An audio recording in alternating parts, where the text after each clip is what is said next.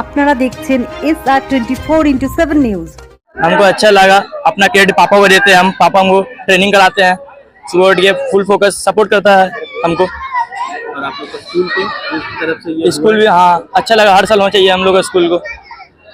हाँ focus football के ऊपर है मेरा। वियांशु शाह है। আমরা এটা উদ্যোগ নিয়েছি কারণ আজকে হচ্ছে ন্যাশনাল স্পোর্টস ডে।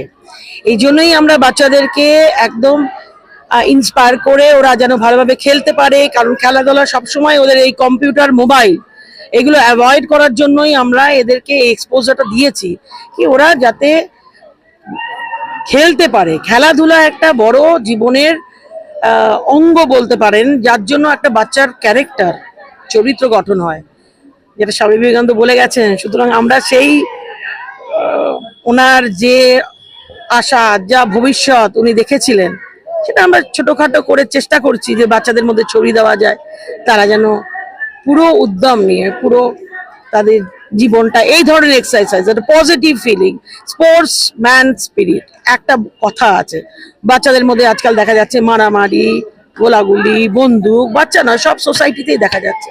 এটা ছোটবেলা থেকে যাতে না হয়, ওদের আমরা একটা উদ্যোগ দিয়ে বড় করার চেষ্টা করছি, যেখানে একটা সুন্দর সৌহার্দ্যপূর্ণ ওদের যেন সম্পর্ক থাকে এবং সেভাবে সামাজিক একটা বড় এটা একটা মেসেজ আমাদের জ্ঞান ভারতী বিদ্যাপীঠের তরফ থেকে।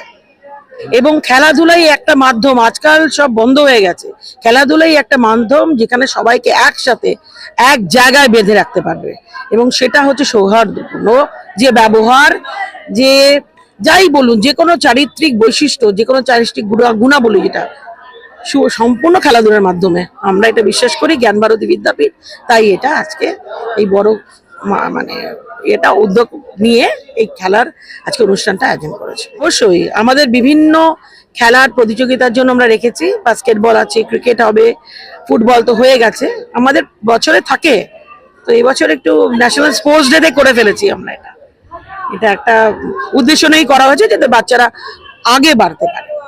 বর্মন, একাডেমিক ডিরেক্টর, জ্ঞান ভারতী।